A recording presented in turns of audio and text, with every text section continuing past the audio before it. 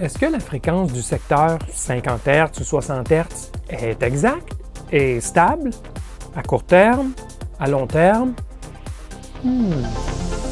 Bidouilleur, salut, on me donne 1,04 ohms. Le condensateur électrique. Quelle est la différence? On ne pourra pas faire de mesure en décibels, sentez-moi ça. Bidouilleuse, bidouilleur, salut. Aujourd'hui, je m'éloigne complètement de la microélectronique et je vous emmène à l'autre extrême de l'électricité, le réseau de production d'électricité, là où on utilise des térawatts et des mégavolts. Ça fait très longtemps que je me pose cette question au sujet de la fréquence du secteur, le 50 ou 60 Hz, dépendamment de où vous habitez. Est-ce que cette fréquence est stable et exacte? Sûrement pas, mais de combien elle dévie et quel est le comportement de cette déviation? On s'imagine bien qu'à long terme, les compagnies d'électricité travaillent fort pour offrir une assez grande exactitude, car beaucoup d'horloges et cadrans à réveil utilisent la fréquence du secteur comme base de temps. Mais qu'en est-il à plus court terme? Y a-t-il beaucoup de fluctuations de fréquence? Eh bien, je vous propose un petit survol de ce sujet aujourd'hui. Je ne suis absolument pas un expert des réseaux électriques. Alors, l'info, je l'ai trouvée sur le web. Je vais faire des mesures ici, à la maison, et vous montrer les résultats. Il n'y a rien de très scientifique dans mon approche, juste des observations et de la lecture sur Internet. Okay? Je vais vous montrer tout cela du point de vue de l'Amérique du Nord et de Hydro-Québec, la compagnie paragouvernementale qui nous dessert en électricité ici. Il faut d'abord savoir que l'Amérique du Nord est divisée en 4 zones indépendantes en ce qui concerne le contrôle de la fréquence du secteur. Le Québec a sa propre zone, probablement à cause de son statut de très grand producteur d'électricité et aussi peut-être pour des raisons historiques de nationalisation de l'électricité dans les années 60. Quoi qu'il en soit, il faut comprendre que tous les producteurs d'électricité dans une zone donnée travailleront pour toujours tous avoir exactement la même fréquence. Bon, en tout cas, presque exactement la même fréquence, puisque la perfection n'existe pas dans ce monde. C'est clair que dans le cas contraire, s'il y en a un mouton noir qui décide de ne pas suivre les autres, il y aurait beaucoup de conséquences, probablement destructrices même, à travailler à contre-courant des autres, si vous me permettez l'expression. Alors, assumant que les groupes de génération des alternateurs tourne déjà à la fréquence nominale, ici c'est 60 Hz en Amérique, qu'est-ce qui affecte la fréquence sur le réseau? Bien, la charge sur le réseau, tout simplement. En fait, la fréquence est un excellent indicateur de l'équilibre charge versus capacité de production. C'est ce paramètre que les compagnies monitorent, la fréquence, pour savoir si leur réseau est équilibré ou pas. Une fréquence diminuée indiquera que la charge sur le réseau a été augmentée et une augmentation de fréquence indiquera le contraire, c'est-à-dire que la charge a été diminuée. Pensez-y, c'est intuitif. Si vous avez un alternateur qui tourne, disons, à 60 tours à la minute et que vous augmentez la charge drainant l'énergie de l'alternateur, la vitesse de l'alternateur va tendre à diminuer parce que le travail nécessaire au maintien de la vitesse, et ce travail-là doit augmenter pour compenser pour l'augmentation de la charge. La charge additionnelle agit donc comme un frein magnétique. Il faudra alors compenser par une augmentation du débit de l'eau ou de la vapeur entrant dans la turbine ou par une augmentation de la puissance du moteur diesel faisant tourner l'alternateur. Donc, la fréquence est directement affectée par la variation de la charge sur le réseau. Il faut donc la surveiller en permanence, cette fréquence, et ajuster la puissance et le nombre de groupes de production pour maintenir la fréquence à 60 Hz, plus ou moins un écart, bien sûr. De ce que j'ai pu comprendre, il existe 4 niveaux de contrôle de la fréquence. Le contrôle primaire, qui agit rapidement et de façon autonome, en réponse aux variations soudaines et petites. On parle d'une action s'étendant sur une période de 10 à 60 secondes habituellement. Ensuite, il y a le contrôle secondaire, qui agit soit manuellement par des interventions humaines, soit automatiquement, pour les tendances d'entre 1 et 10 minutes. Le contrôle secondaire vient donc suppléer au contrôle primaire lorsque des ajustements plus importants sont nécessaires. Il y a aussi le contrôle tertiaire qui s'assure que les grands débalancements et les réserves du réseau sont bien gérés. Son action s'étend sur de 10 minutes, disons, à plusieurs heures. Finalement, il y a le contrôle du temps qui agit pour corriger les erreurs du temps sur une longue période de plusieurs heures. Question que les horloges gardent le temps. Ces 4 niveaux d'action sur la fréquence agissent en tout temps sur le contrôle de fréquence. Il y a une série d'équations utilisées pour estimer l'erreur et les actions requises dans le temps. Tout cela est très fascinant, mais je n'aborderai pas le côté modélisation mathématique de la chose. Ce n'est pas nécessaire pour la petite étude que je fais aujourd'hui. Mais il y a beaucoup à apprendre à ce sujet, si ça vous intéresse. Vous pouvez faire des recherches sur Internet en cherchant par exemple le nom de votre compagnie, productrice d'électricité, et régulation de fréquence par exemple, okay? Ou contrôle de fréquence. Ça va vous envoyer à des documents disponibles publiquement. Très fascinant. Au niveau des limites de déviation de fréquence permises, il n'y a pas de limite absolue à ne jamais dépasser. C'est beaucoup plus complexe que ça. C'est plutôt une table d'action à prendre en fonction des différents niveaux de déviation de fréquence. Les compagnies peuvent aussi dépasser des niveaux de déviation déterminés 10% du temps lorsque mesurés sur une base mensuelle. Mais les compagnies devront bien sûr compenser pour ces écarts de fréquence, comme toujours. Bon, maintenant qu'on connaît un peu plus les différents niveaux d'action sur la fréquence, on peut mieux interpréter les valeurs que je vais mesurer. Je vous montre d'abord le montage que j'utilise pour mesurer la fréquence. Alors, quel est le montage utilisé pour mesurer la fréquence du secteur? Ben, c'est assez simple, somme toute. On utilise un transformateur. J'ai même pris un transformateur mural comme ça. C'est un transformateur CA, donc courant alternatif. Ce n'est pas un transformateur dont la sortie donne CC, okay, ou DC en anglais. C'est vraiment marqué 9 volts CA. Okay? Alors j'ai pris cela, tout simplement, le fil. Je l'ai envoyé à un diviseur résistif parce que je voulais être certain de ne pas surcharger mon compteur de fréquence. C'est un diviseur 1 à 5, donc le 10 volts RMS devient 2 volts RMS, ce qui est moins que le 5 volts RMS maximum permis à l'entrée du compteur. Donc j'envoie un 2 volts d'amplitude de 60 Hz dans mon compteur de fréquence qui est un HP 5386A. Il y a bien des compteurs qui pourraient faire l'affaire, il n'y a aucun doute. La seule contrainte, c'est que vous devez être capable de lire les résultats avec un PC, donc que ce soit un port série ou un port Ethernet ou même un port USB ou, dans ce cas-ci présent, un port GPIB. Bien, je prends les lectures avec un petit script Python qui saisit les données, parce que c'est des lectures à chaque seconde, et qui les sauve dans un fichier texte tout simplement. Et par la suite, je fais le traitement du fichier avec LibreOffice, Calc, ou ça pourrait être Excel, mais je n'ai pas automatisé les courbes ou rien de ça. Je fais juste saisir les données, tout simplement. Et je fais le traitement par la suite manuellement.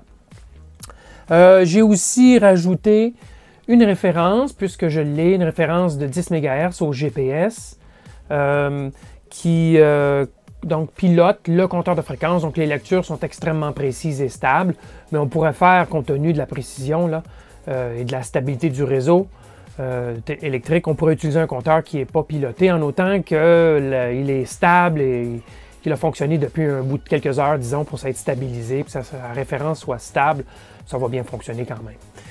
Bon, alors ça, c'est la façon avec laquelle je l'ai branché. Et allons voir maintenant les résultats, à quoi ça ressemble. Alors, voici un premier échantillonnage que j'ai fait le 14 décembre 2016. C'est évidemment le réseau de Hydro-Québec. Okay? La durée d'une heure ici, donc on a donc 3600 points. C'est en fait un peu plus que 3600 secondes, je dois vous dire, parce que c'est le logiciel, donc le script Python qui fait une demande d'une lecture d'une seconde. Et entre les lectures successives, il y a un petit délai, d'accord?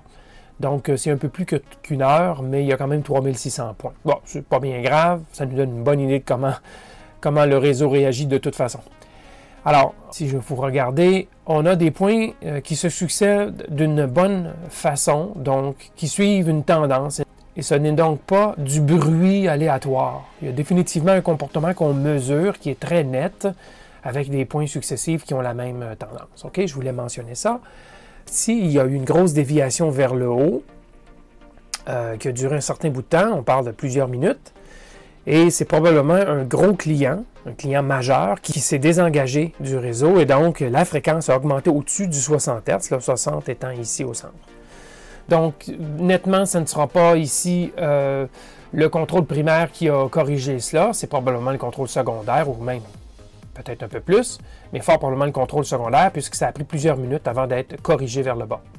Par contre, tous ces petits changements-ci, qui ne durent qu'environ une minute d'écart, bien c'est clair que c'est le contrôle primaire, les ajustements automatiques qui sont faits pour garder la fréquence le plus centrée possible à 60 Hz.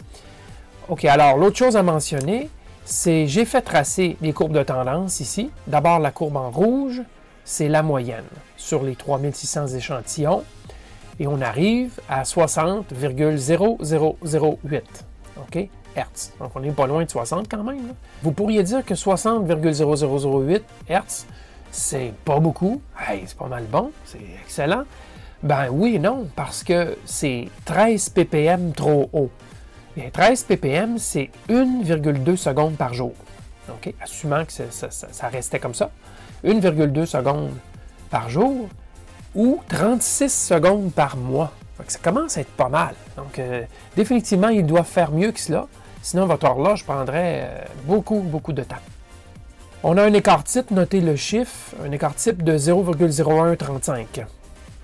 C'est pas très important. Mais quand on va comparer avec les autres courbes, rappelez-vous de ce chiffre, 0,013. Et l'autre chose à noter, c'est la courbe en mauve ici, qui est la courbe de tendance que j'ai demandé. J'ai demandé à LibreOffice de tracer une courbe tendance polynomiale. Et donc, dans cette partie-ci, ce qu'on voit, c'est qu'en moyenne, les échantillons sont sous le 60 par une certaine quantité. Et dans cette partie-ci de la courbe, en moyenne, ils sont au-dessus du 60 Hz. Donc, il y a quand même une tendance qu'on voit à corriger. Lorsqu'on passe au-dessus, on voit que ça revient vers le zéro. Sur une période d'une heure, on peut voir qu'il y a une espèce d'oscillation à très longue fréquence, si vous voulez. Okay? Maintenant, regardons la courbe de la même journée, mais sur 8 heures. On a la même largeur d'écran ou de graphe ici. Donc, les points sont beaucoup plus densément dessinés. Okay? Alors, c'est la même chose qu'on avait avant, mais simplement que c'est plus comprimé dans l'écran. D'accord? On a le même écart vertical. Donc, je ne vous l'avais pas mentionné tantôt, mais c'est ça. J'ai mis de 60 à 60,1 secondes et jusqu'à 59,9 secondes. Donc, 0,1 seconde min-max. C'est ce que j'ai mis ici. Et on voit ici, sur une période de 8 heures, qu'il y a, la plupart du temps, on se tient dans une bande assez basse, mais qu'il y a des petits écarts de conduite comme ça qui doivent être compensés de façon plus sérieuse. Et du point de vue de l'écart type, bon, on se tient à peu près à la même chose. Vous vous rappelez, on avait 0,0135, je crois, bien là, on a 0,0153. Donc, c'est à peu près le même écart type, ce qui nous dit que ça ne s'étend pas beaucoup bien plus au-dessus et en dessous. On peut dire que la distribution au-dessus et en dessous est en moyenne à peu près la même chose. D'accord? On ne s'étend pas plus sur 8 heures qu'on s'étendait sur 1 heure avec l'échantillonnage précédent. Et on avait 60,0008. Donc ici, on a 59,99945. Donc c'est légèrement mieux pour la moyenne, mais pas tant que ça, sur une période de 8 heures. On voit à nouveau, évidemment, la courbe de la moyenne est là en rouge, mais elle se confond avec la courbe mauve, la tendance. Sur une période de 8 heures, là, on voit bien que le travail est fait au niveau tertiaire et même au niveau du contrôle du temps pour ramener ça à une tendance qui est à peu près parfaite, à peu près plate. Rappelez-vous, c'est la même échelle qu'on avait que sur 1 heure. Donc, définitivement que sur 8 heures, le contrôle tertiaire paraît. Okay? Les tendances sont beaucoup plus annulées, si vous voulez, au-dessus, en dessous. Maintenant, si on regarde la courbe de 24 heures, à nouveau, une distribution à peu près égale avec, bien sûr, quelques points qui sortent de la courbe que je n'ai pas voulu étendre l'échelle trop tôt pour ne pas perdre trop de détails. J'ai gardé la même échelle verticale. On a mis les 24 heures, encore une fois, dans le même espace horizontal. Donc, ça a l'air super comprimé, là. Mais c'est à peu près la même chose. Regardez la moyenne cette fois-ci, par contre. 60,0001. On avait 0,008 tantôt et 0,006. Donc, sur 24 heures, on est 8 fois mieux en moyenne que sur 1 heure. D'accord? Et l'écart type, 0,0143, ça n'a à peu près pas bougé. Donc, on réussit sur une longue période à ramener ça de façon bien plus proche du 60 que sur 1 heure ou 8 heures. Et on a aussi un écart type qui ne bouge à peu près pas. Donc, si vous voulez, le comportement, une fois corrigé sur le long terme, là, le comportement au-dessus, en dessous, ne change à peu près pas. C'est toujours la même distribution, le même écart au-dessus et en dessous à peu près. Et ça tient compte évidemment de toutes ces pointes-là, mais en grande majorité, ça se tient dans cette bande-ci, bien sûr. Alors, est-ce que j'aurais pu faire une étude sur beaucoup plus long? Oui, fort probablement, j'aurais pu faire une étude, par exemple, d'1 semaine pour pouvoir voir une tendance nette à l'amélioration de la moyenne, mais c'est clair que la moyenne va aller en s'améliorant. Elle n'ira pas à 0, évidemment, là, mais fort probablement que sur une période plus longue, la moyenne va s'améliorer et l'écart type ne bougera tout simplement pas. On voit bien que le réseau est assez rapidement, la fréquence est assez rapidement compensée pour maintenir ça dans une distribution au-dessus, en dessous, à peu près constante, là. Et bien sûr, tout ça tient compte des écarts un peu plus sévères, mais qui sont corrigés eux aussi, donc ça rentre dans le calcul de l'écart type. Autre chose à mentionner, en terminant, c'est que sur la période de 24 heures, bien, ça a commencé le matin vers les 8 heures, et ça s'est terminé le lendemain, un peu plus tard que 8 heures, comme je vous dis, il y a une espèce de délai additionnel, là. Mais la période ici, environ ici, c'est la nuit. Il aurait pu peut-être dire s'attendre, vu qu'il y a moins d'activité économique, activité industrielle la nuit, qu'on aurait moins de soubresauts. Et bon, peut-être ici, là, dans cette zone-ci, il y a peut-être un peu moins de soubresauts que si on regarde, par exemple, ici, durant la journée. Mais la tendance n'est pas nette. Il y a quand même des gros soubresauts comme celui-ci et celui-ci durant la nuit. Donc, c'est mitigé comme impact qu'on peut voir jour-nuit. Alors voilà, on a vu les tendances majeures, là. C'est assez fascinant tout cela. Avant la préparation de cette vidéo, je n'avais aucune idée du type de contrôle utilisé, autrement que d'avoir deviné qu'à long terme, il fallait que la fréquence soit assez bonne compte tenu de l'usage comme base de temps pour les horloges. J'espère que vous avez aussi appris quelque chose. Il serait d'ailleurs très intéressant que certains d'entre vous fassiez le même exercice dans votre pays ou votre région et que vous partagiez vos résultats sur le forum de discussion électro-bidouilleur, forum.bidouilleur.ca. Aussi, si vous trouvez de la documentation sur le contrôle de la fréquence dans votre pays, votre région, partagez vos liens avec nous pour le bénéfice de tous. Voilà, si vous avez apprécié, n'hésitez pas à voter un pouce vers le haut. Merci de votre support et comme toujours, à la prochaine!